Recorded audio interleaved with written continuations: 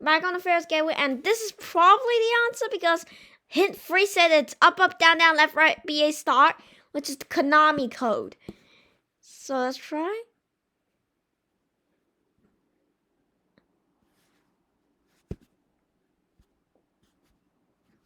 Oh, it's just taking a long time to load. Excellent work! You're on 51st point for solving the key. Clap and a half. This way around. Okay, return. Turn the gate. Oh, why am I?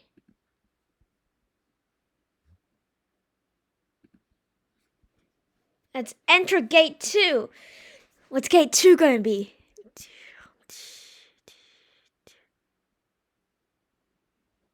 Bendy's. It was a great way to rewatch. This is a great way to make you rewatch my videos, or what? Or what does that say? But what video could it be? Spoilers.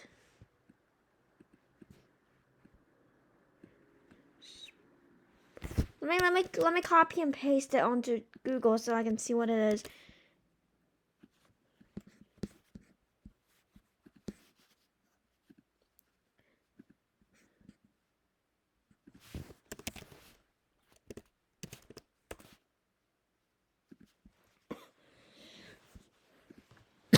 Oh, alright.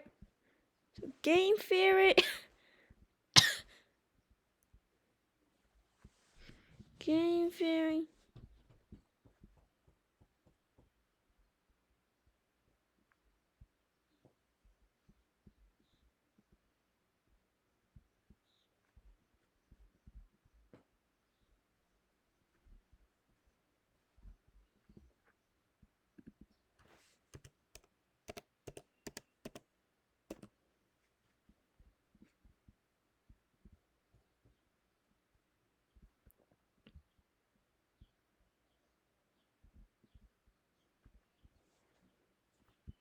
Probably this one?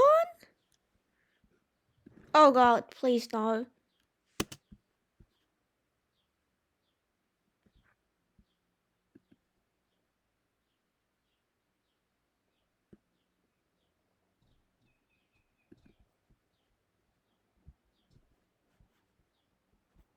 Not again. YouTube premium is required. Doubting what you've achieved at a technical level. There are just certain design choices that were made that we don't fully understand. Hey, yo, this is FNAF! She can sing. She can take song requests. With all due respect, those weren't the design choices we were curious about, Mr. Drew.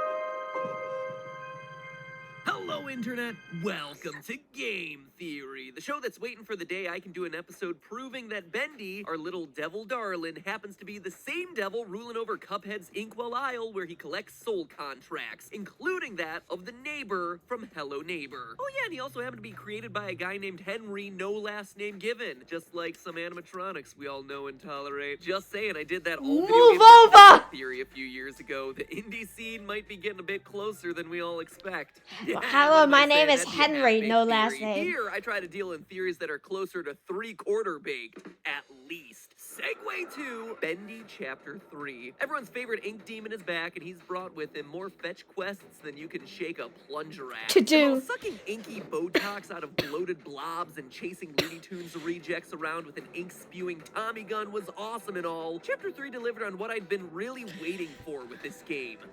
Story. We got a better idea of why these characters want to escape the ink. Do you know what it's like living in the dark puddles? It's a buzzing, screaming well of voices. Clarity on the hatred-fueled relationship between Bendy and Alice. See those grinning demons? Let's remove them, shall we? Oh, come. You know what I need? I need YouTube Premium.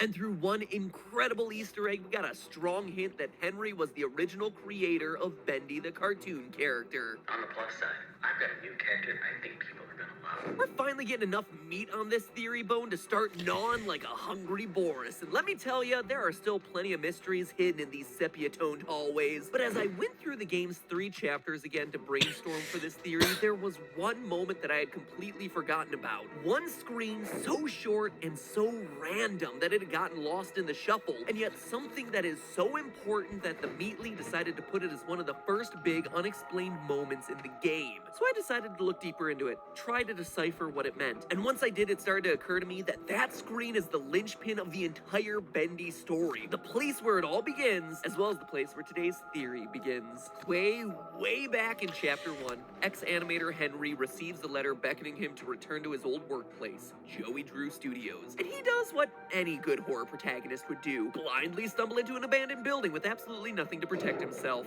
Once inside, Henry activates the mysterious ink machine and unleashes the horrible ink monsters that plague the rest of his journey down memory lane. The first chapter ends with Henry getting chased by Bendy, falling down a chute, and passing out in a room full of coffins and pentagrams. Family-friendly entertainment with merchandise available at your nearest Hot Topic, ladies and gentlemen. But as Henry loses consciousness, we see 3 screens. The ink machine, Bendy attacking, and a third shot of a wheelchair. Now, the first 2 are pretty self-explanatory, but it's that third one that feels completely random and out of place. The wheelchair. Clearly, it's important to the story of this game because of the way it's placed there, but because we've yet to see any other obvious hints towards it and the length of time between chapter releases, I think most of us had either written it off completely or forgotten about it. But when I started to dig deeper, I came to realize that the clues as to what this had to do with the game's story had been hiding in plain sight the whole time. Take a look at Bendy. I mean, take a real good look at Bendy. While I was searching through character entries, researching for this theory on the Bendy wiki, some of the monster's imagery started to jump out at me. The more I looked, the more I started to realize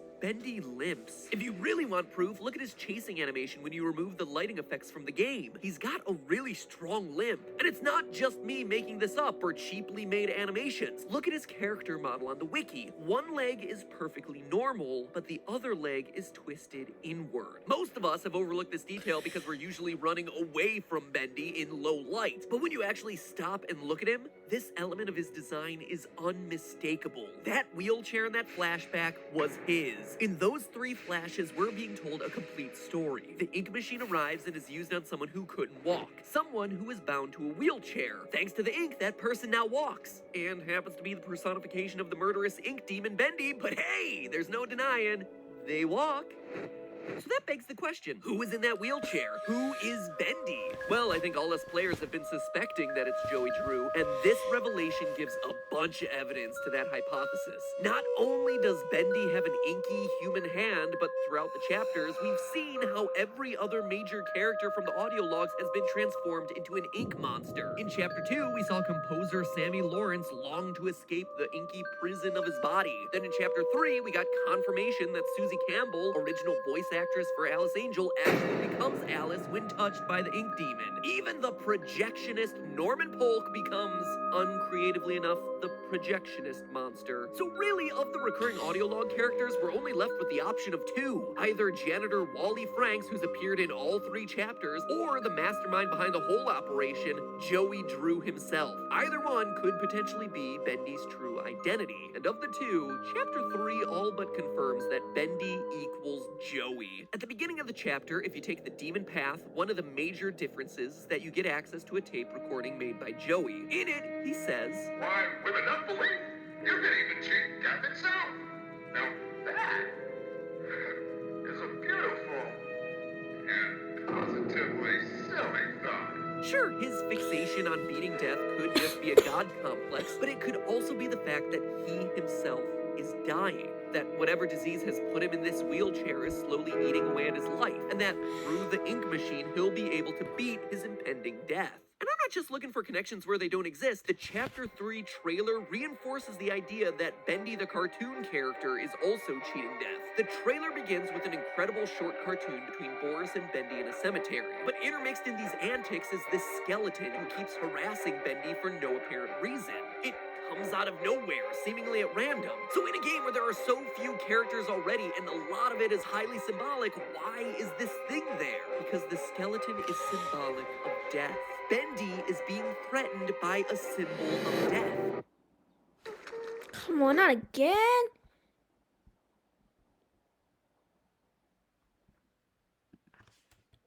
Notice what leg the skeleton grabs. It's the same one causing the Bendy monster's limp. At the end of the cartoon, Bendy is scared off by the skeleton. He is literally physically trying to escape from death. But most importantly of all, who wrote and directed this little cartoon? Joey Drew himself. This cartoon, Tombstone Picnic, is him telling his story, living with the fear of impending death, constantly being dragged down by his diseased leg. The ink machine could do what belief couldn't. Becoming one with Bendy saved his life. Which leaves us one final question then. Who is Wally Franks? Well, I guess there's technically two questions. Who is Wally Franks, and why aren't you subscribed to this channel yet? Before I go to answer that first question, I challenge you Speed Demons to hit the sub button and then let me know either Alice or Bendy in the comments before this old-timey screen countdown runs out. 3, 2, 1. Incredible work there, guys. Thank you so much for subscribing, or if you're already subscribed to the channel, thank you so much for putting up with that kind of obnoxious break. I know that these things can be frustrating, but it is, statistically speaking, the single best way for driving new subscribers to a channel at this point, and I'm really eager to get the Theorist community to 90 million subscribers before the end of the year. Wait, did I say 90 million? I meant 9 million, sorry.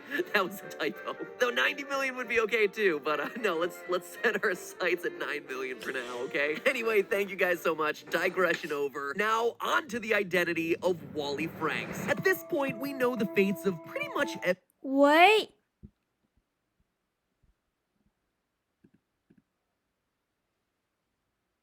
Death.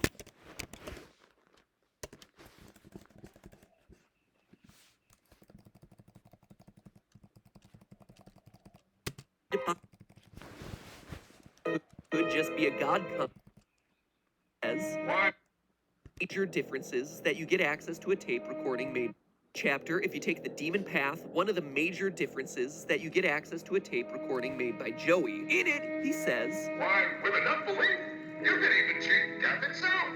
Now that... Cheat death itself. It could be. beautiful.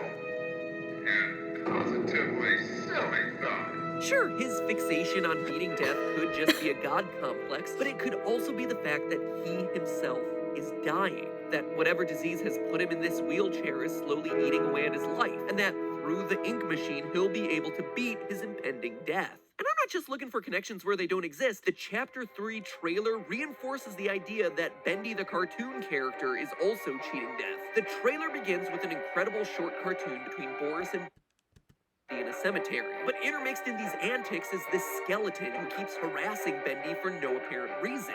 It comes out of nowhere, seemingly at random. So in a game where there are so few characters already, and a lot of it is highly... So it's cheat. It's cheat death.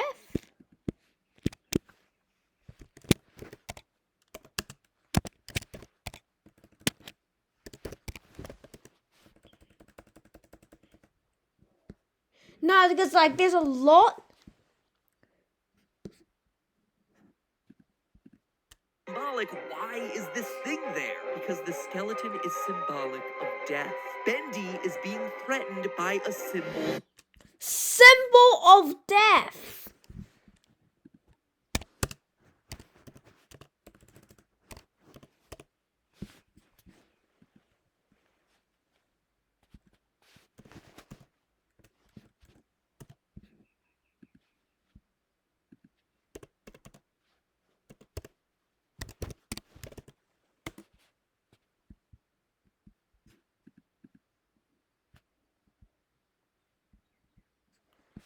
Yes, that's one.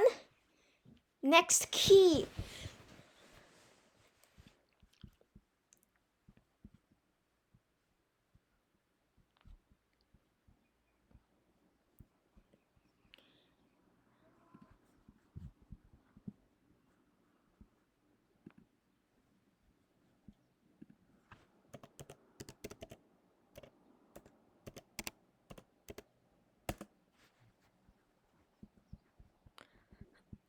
My god.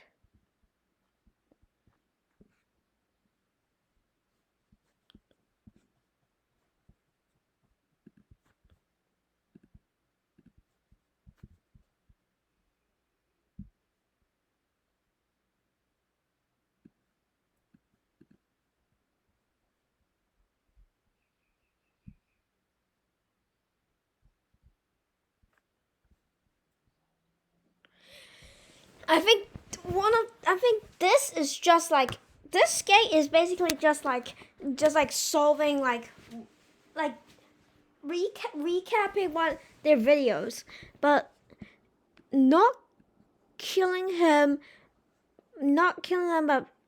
but turned at least part of him into ...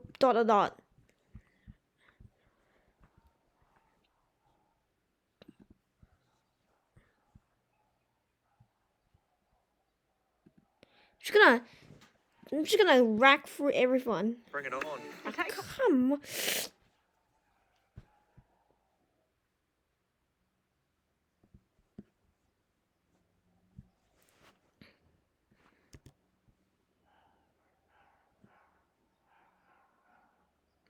Us stupid dogs, it made me look bad.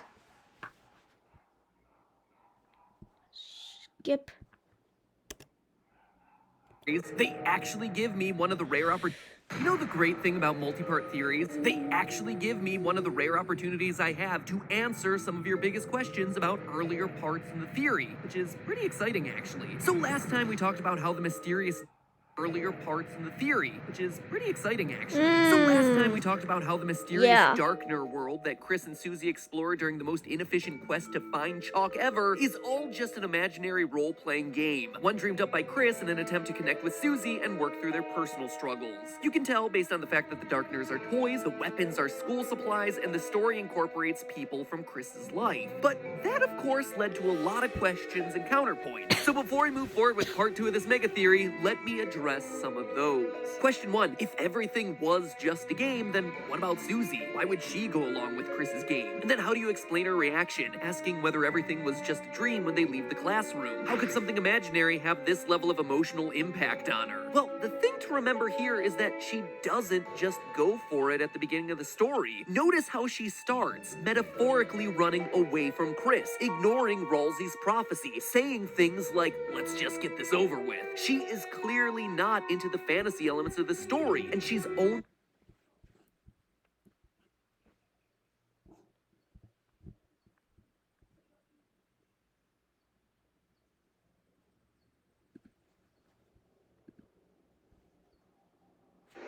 Come on.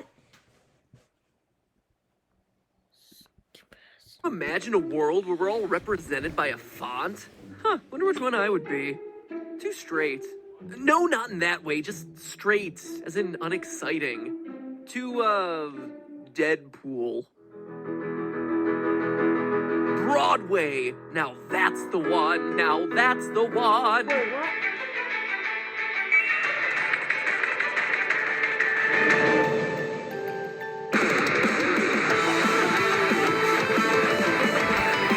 Trying. It must have been this one because that says it's...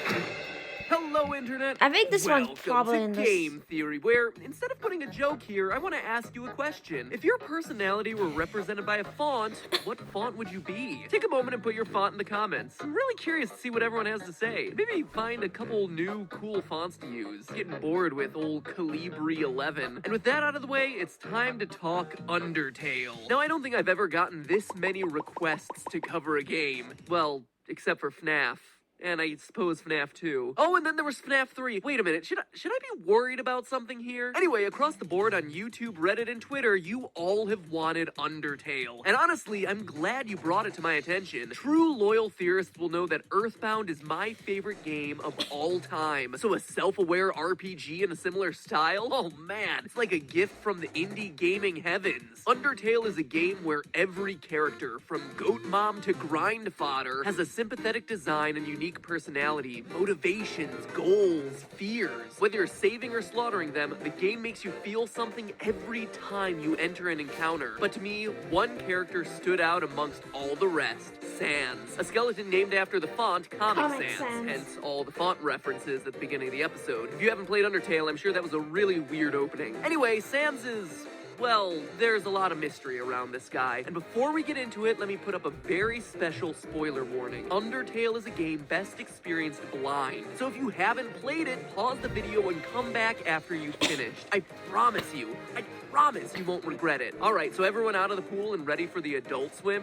Good, because I'm feeling pretty determined to get to the bottom of Sans' mystery. So just to recap for those of you who haven't played the game and ignored the spoiler warning or just need a refresher, Sans is one of the two skeletal brothers who appear in the game. His partner is Papyrus, a loud, goofy trap lover also named after a font. But in the world of Undertale, their origins are a big question mark. All that we really know is what's given to us by a shopkeeper in Snowden, who explains that Sans and Papyrus, quote, just showed up one day and asserted themselves. Weird, right? What's more is that, while Papyrus is just kind of the goofy sidekick, Sans is much more complex. Sure, he likes fart jokes, but he's also incredibly powerful and deadly serious. Not only is his boss battle the hardest in the game, he's one of the only characters to have knowledge and power over space and time. He often takes shortcuts around the world through ridiculous routes, even walking through walls. He also acknowledges that he's only one of infinite versions of himself, making self-aware commentary of the various timelines that you've played through in the game. He can even count the number of times he's killed you.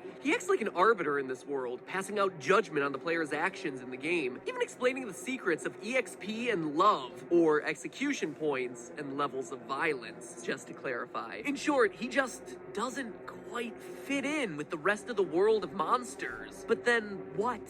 Or who is he? Well, the idea that he doesn't belong in Underworld seems to be correct. The evidence seems to point to the fact that he was, in fact, formerly a surface dweller. In the true pacifist ending of the game, as the group looks out onto the horizon, Papyrus asks Sans about the giant ball in the sky. Sans says, quote, "We call that the sun." This is important because A, the usage of the word we and knowledge of the sun shows that Sans has a kinship or knowledge with other humans, and B, that despite he and Papyrus both being skeletons, are supposedly brothers, and apparently appeared in Underworld at the same time, they clearly have two appeared in Underworld at the same time. They clearly have two very different histories. Why would Papyrus not know the name of the sun, but Sans would? We get further clues as to Sans' origin as we hear him say multiple times that he wants to go home, or go back. He says as much during his dinner date scene at the Metaton Hotel. He notices that the player must want to go home and says, quote, "I know the feeling." He then continues, "Maybe sometimes it's better to take what's given to you," as though he ended up in Underworld by accident. And in a genocide run during his boss fight, he says, quote, "Look, I gave up trying to go back a long time ago." End quote. And before you say he means going back to the surface world, that's clearly not the full story. His very next line of dialogue is, "And getting to the surface doesn't really appeal anymore either." Key word here is either. Yes, he seems to hail from the surface and wants to go back, but based on his dialogue, he no longer considers it his home. It's as though the surface world he once knew is gone, as though he's from a different time. It's pretty intriguing. So we're left with a being that appeared out of nowhere, presumably from the human surface, but from a different time period, who seemingly has the power to teleport. That's a lot of questions and not a lot of answers. But here's where things get really interesting. Sans has a hidden workshop that takes a fair amount of searching to find. You could say it takes a lot of determination to unlock. Anyway, obligatory determination references aside, as you start to look for this Easter egg, Sans gives you a key to his room with the words, "It's time you learn the truth." After some searching, you find the workshop, which contains items that leave even more questions. A photo album featuring Sans and a bunch of smiling people you don't recognize, a badge, blueprints with illegible handwriting, and a broken machine hidden behind a curtain. In the latest update, one more detail was added, a hand-drawn picture of 3 smiling faces cases with the words "Don't forget." So what's it all mean? Well, a lot of Undertale theorists have been linking these details to a mysterious figure named W.D. Gaster, a ghostly character who never truly appears in the game. Honestly, covering him is a theory all unto itself, and probably one best saved for another day. Even still, none of the Gaster theories I've seen have been able to explain all the details, in particular the photo album and the badge. And that's what kept nagging me as I researched Undertale. A badge? That one in particular really stuck out to me. Why would such an oddly specific item be included in this huge Easter egg of a room? Something that supposedly reveals the truth about Sans. Badges just aren't important in Undertale. And then it hit me. What if it wasn't from Undertale? What if this badge was from a completely different game and was in fact the most important badge in the history of gaming? The Franklin badge. Now, for those of you wondering what I'm talking about, the Franklin badge is a pivotal item from the Mother series. You know, the one with Earthbound. Or maybe you don't know that one either. You know, the one that Ness from Super Smash Bros. Yeah, well, Ness is from Earthbound, and Earthbound is the second part in this larger Mother trilogy. Alright? Good. Anyway, the Franklin badge is a really important part of that series. It gets its start in the very first game and carries through the whole trilogy, saving your life multiple times in the process. It's so important that Nintendo has made it a staple item in the Smash Bros. Series. So I asked myself, what if the badge in Sans' drawer was that exact badge? Well, first off, it'd make Undertale connected to my favorite game, thereby making it even cooler. But that's still a pretty big logical leap. I needed more. And let me tell you, as I started looking, more and more pieces started to fit into place. At the end of Earthbound, you're given a photo album covering your adventures throughout the game. To me, it's one of the best, most satisfying endings in gaming to look back on your journey in picture form. And what does Sans happen to have in his other drawer? A photo album filled with pictures of Sans with people you don't recognize. Of course, you don't know them. They're not characters present in Undertale. And note the word that's used here. People you don't recognize, not underworld monsters. So that's two items oddly linked to the Mother series, but then how do the blueprints and Broken Machine fit in? More ads, great.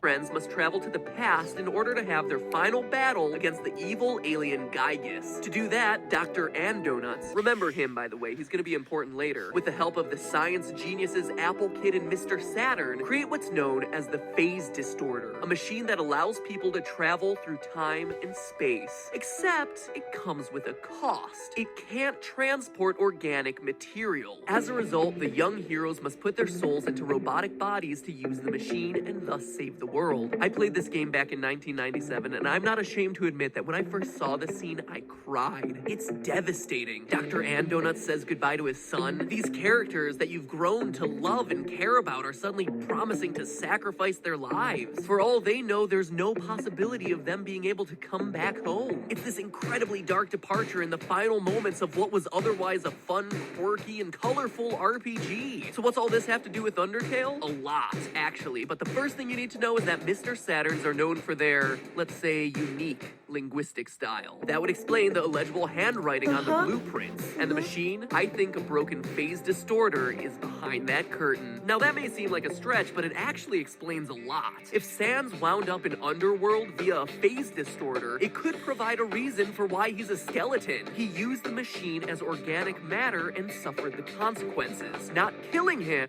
He used the machine as organic matter and suffered the consequences. Not killing him, but turning at least part of him into a Pile of bones.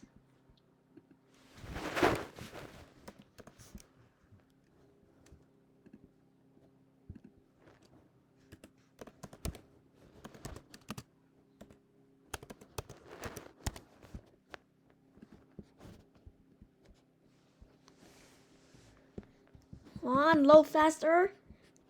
Yes, next key.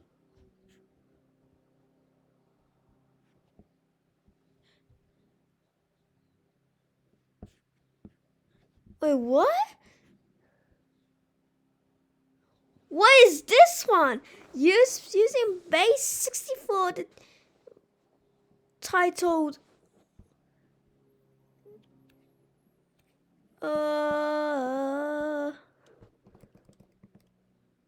It could provide a reason for why he's a skeleton. He used the machine as organic matter and suffered the consequences. Not killing him, but turning at least part of him into a pile of bones. It would explain why Sans has given up hope for going home. Remember, the Distorter is a time machine. By being in Underworld, he's not only in a different place, but based on how he talks, he's also in a different time, with no hope of traveling back to the time he came from. But the crossovers between Earthbound and Undertale continue. When you speak to the Apple Kid at the end of Earthbound, he's blown away by the astronomical odds of Ness overcoming Gygus.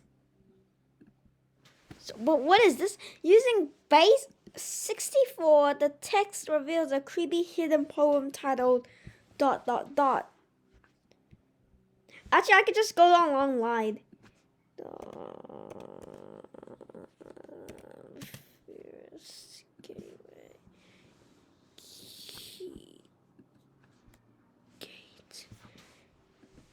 Yeah.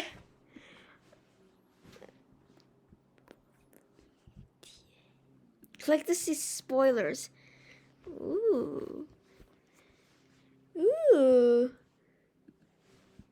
Spoilers removed. Well, Game Fairy pulled a fast one on me.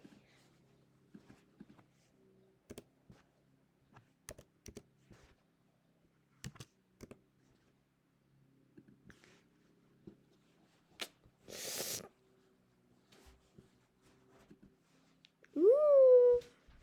Oh, yeah. Boom. Boom. Removed.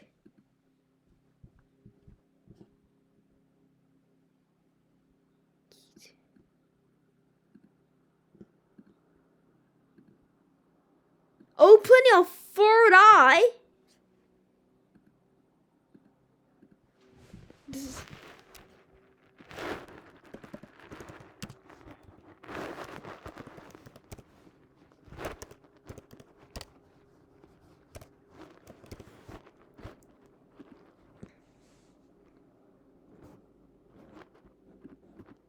Damn it, I think I messed up. I think I messed up on spelling. Oh,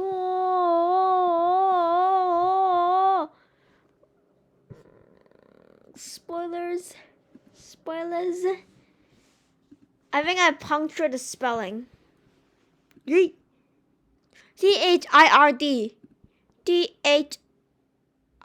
Damn it! I punctured the spelling.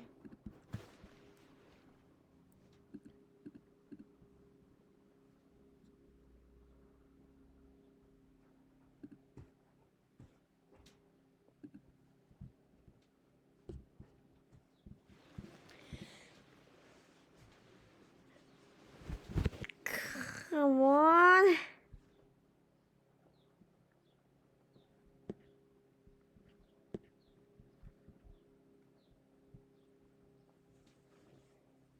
Ten, 9, 8, 7, 6, 5, 4, 3, 2.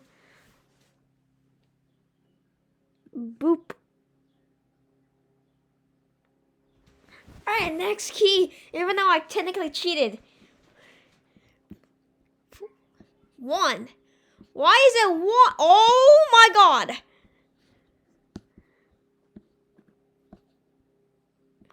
Why is this titled 1?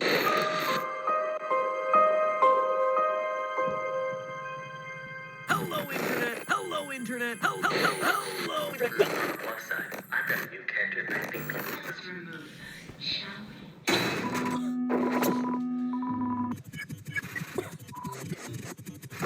Use a text editor like Notepad. Use a text editor like Notepad. Absolutely see what's inside, and that's exactly binary. That's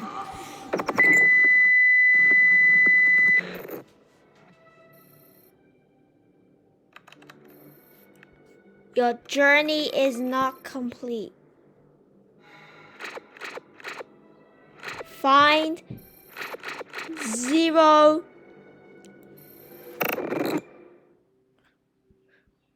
Find 0.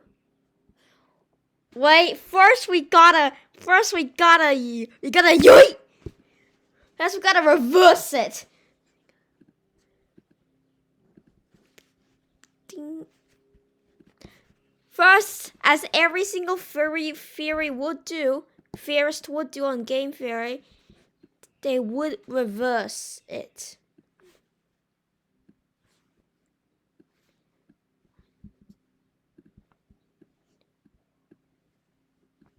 They would reverse it. Put it.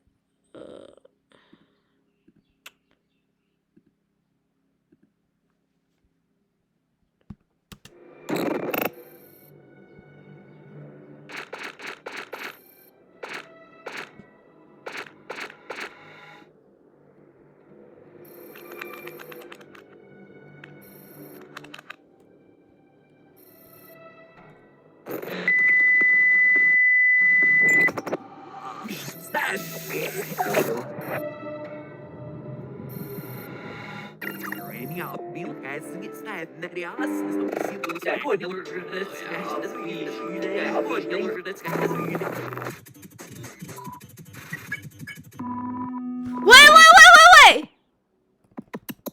Go back!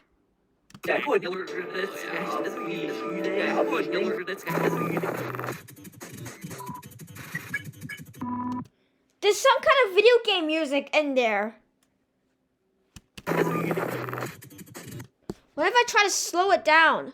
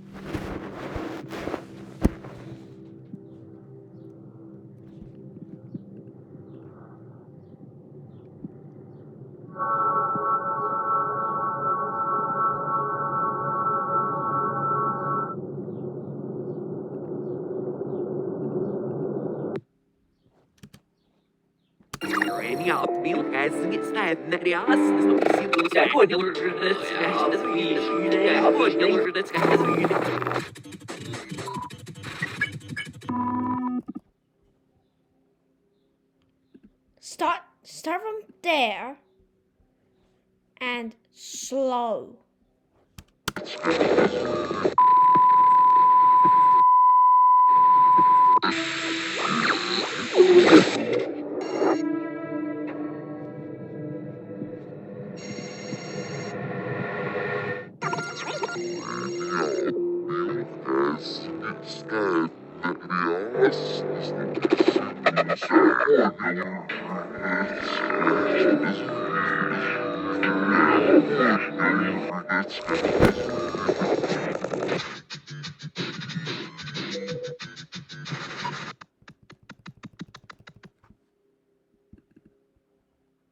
So like there's some kind of video game music I have to figure out. Like right about there. So review hint. Follow the green logo.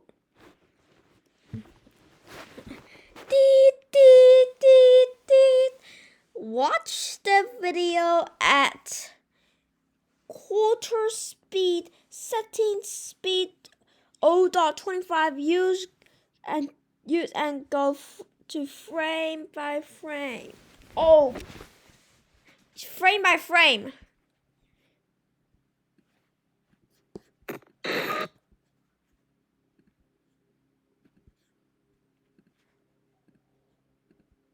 Quarter speed and frame. How do I do frame by frame?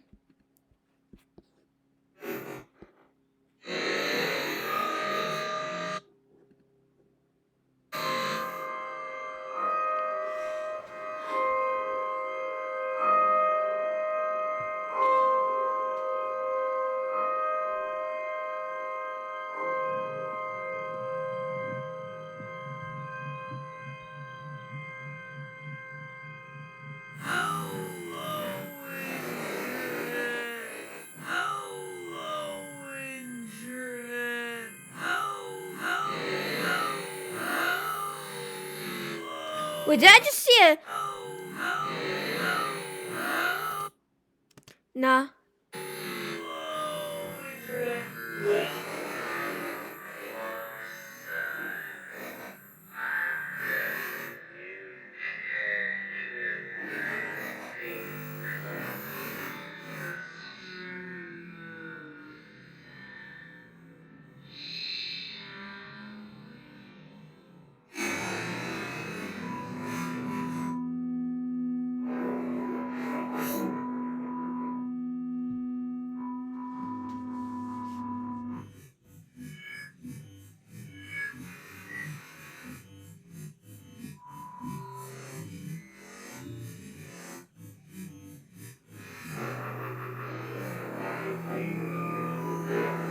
Wait. What is that?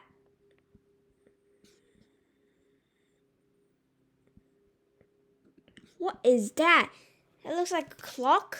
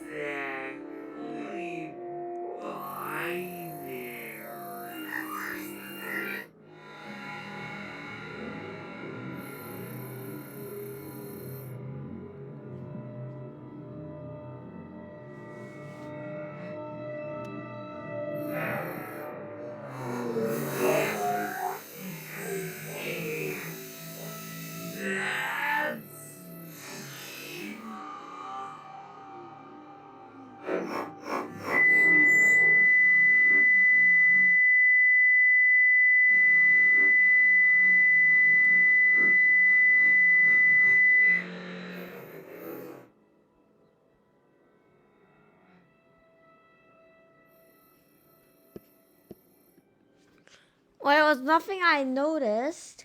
What does it say again? Follow the green logo graphics nearby. Arrange them in order found. Are you kidding me? It's a puzzle?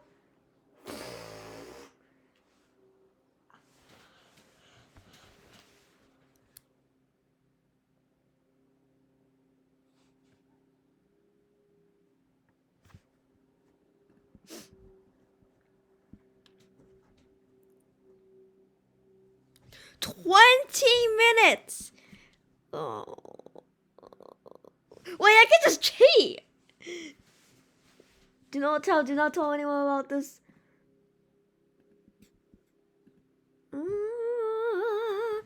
r/game theorists. Damn.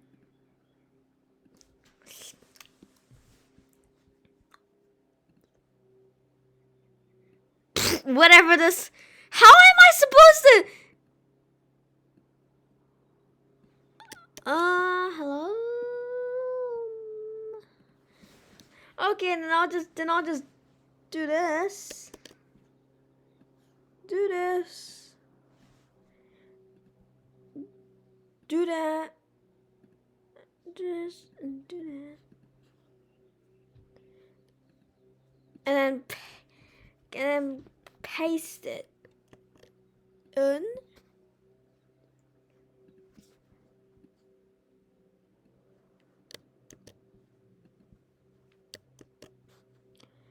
I'm just copy and pasting it. How am I going to get this symbol? Oh wait, it's actually really simple. No! That's not...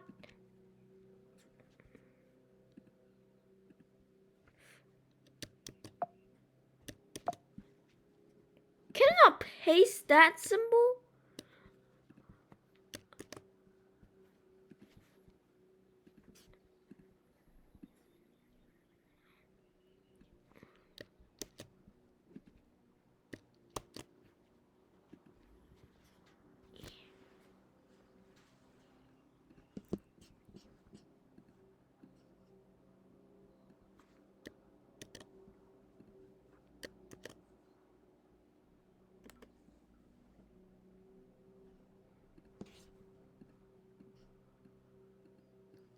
even know how to get these symbols. Well, some of them.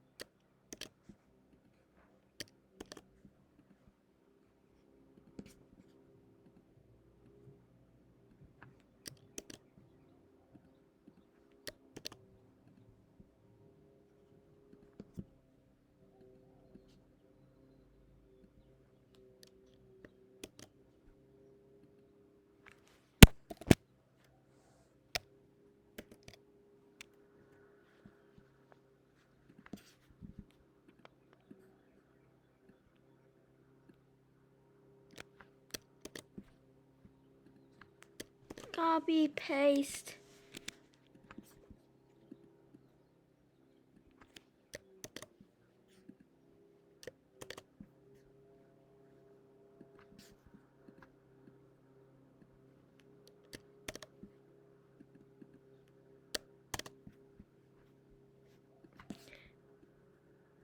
This requires a lot of copying and pasting.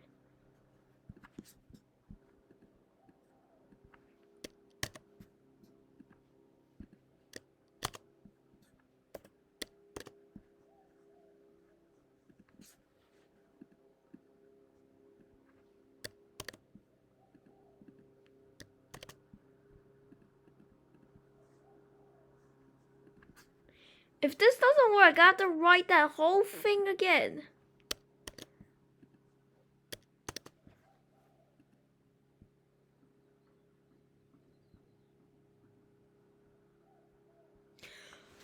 Oh!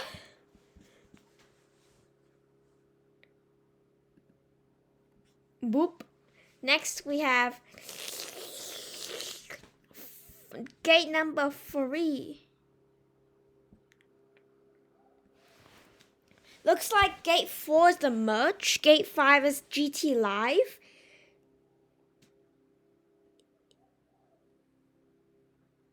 Alright, gate 3, let's go. Let's go, gate 4. Ooh.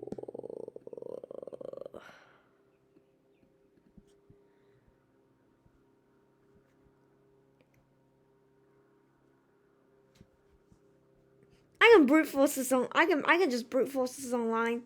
Several brute force attempts lately.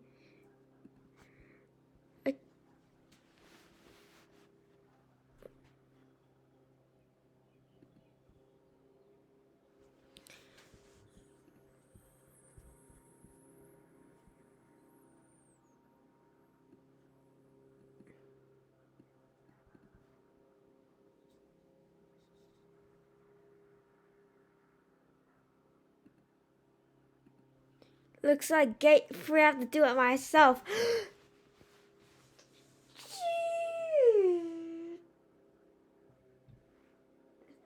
Oh, ha, ha.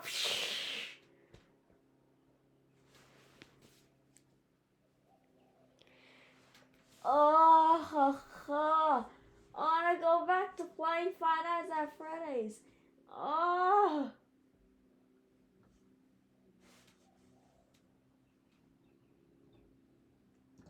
This might be a good time I could pull out the game theory video dictionary.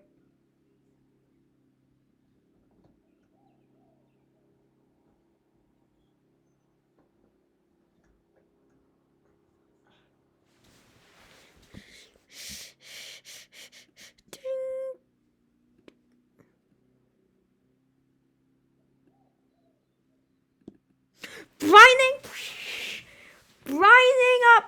image. Alright. Oh jeez. I will. Give me this. Give me this. Where's that image? Where's the image at? There it is. Adjust. No. Adjust the size. Just color. Exposure. Ooh! I see something. I can barely see that out.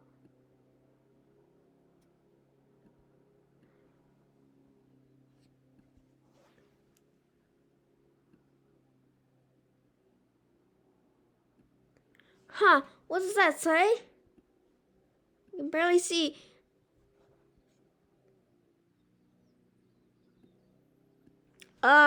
OS up arrow what 0 GG. What does this say?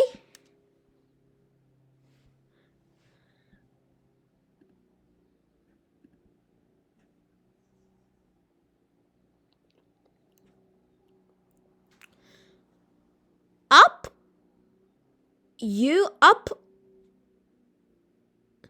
This is another one of those up, down, left, right, BA start thing.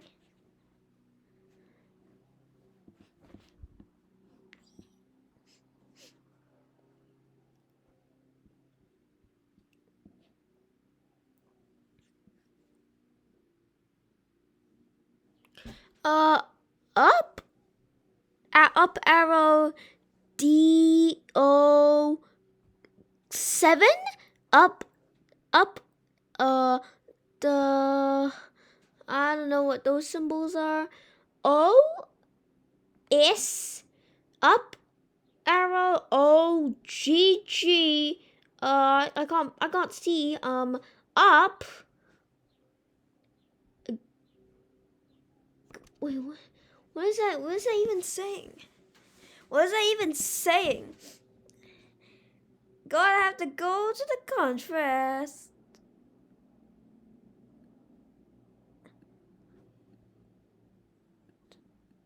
Whoa, nope.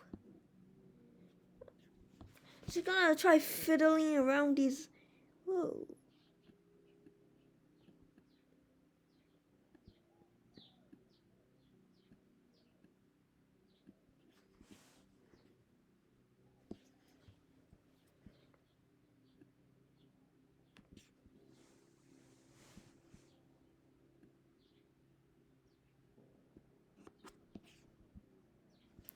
Let's see if this helps.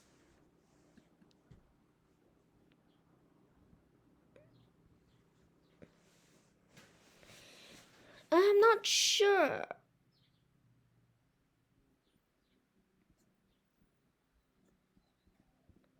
Not sure about that.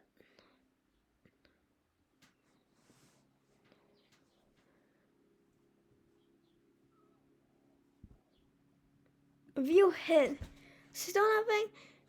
You need to look. You need to look deeper. Imaging software won't help you. Oh, wait. Wait. Get off the plug. Damn it.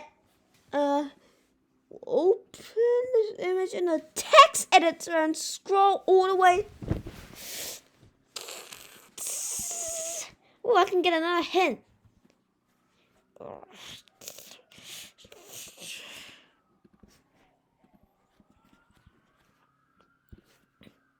Text edit, your turn. What text edit is like? Godspeed, Theorist.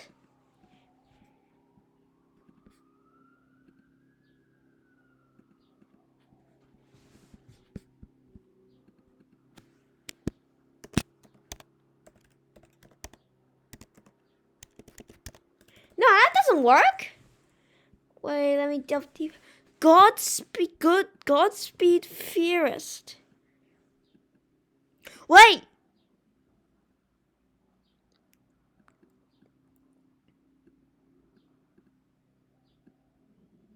Begin your search here. Let me put that.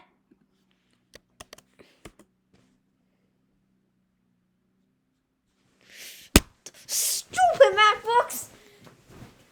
Gonna need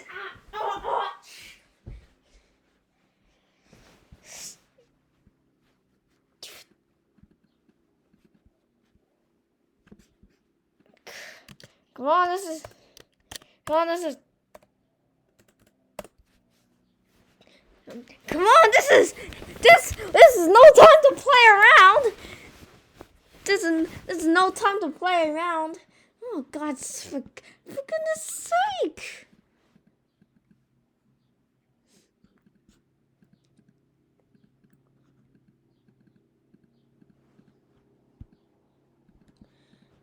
For goodness sake! Oh, MacBook is denying me to solve this.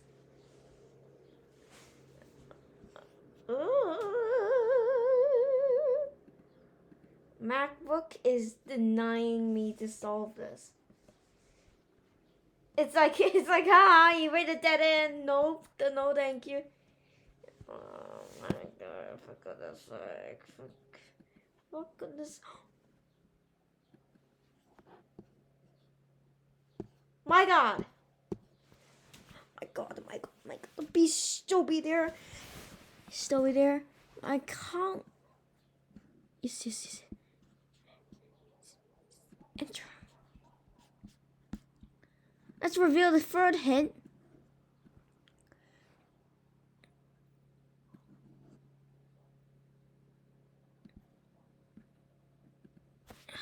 Wait, what? What does that say? Tip, you've arrived at speed time is 0. Where is it you have to go? You need to go next.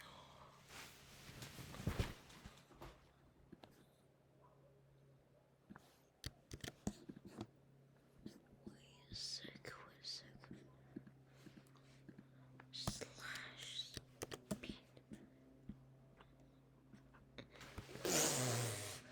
Oh my God, MacBook wants me dead. MacBook wants me dead. And this is why PCs are better.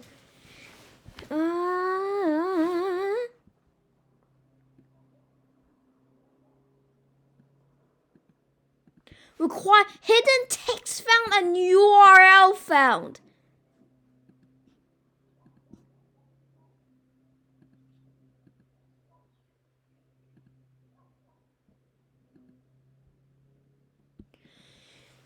But still, it doesn't let me in. Still, MacPad, it doesn't let me in.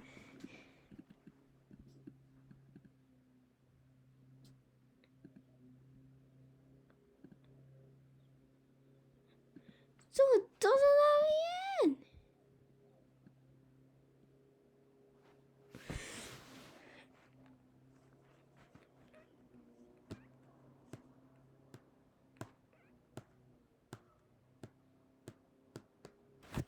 Fixing the clock. What if I just put it at 3 a.m.?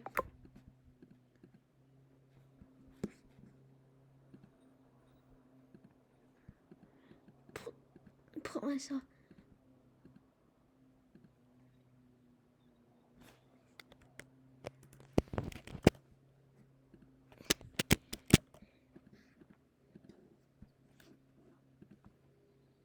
Revert. Set time.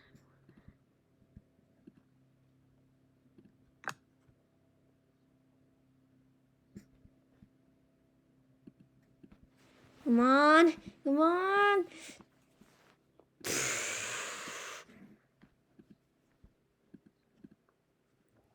Well, we hit basically a dead end because my MacBook doesn't want me to go on the site, and yeah, we basically hit a dead end.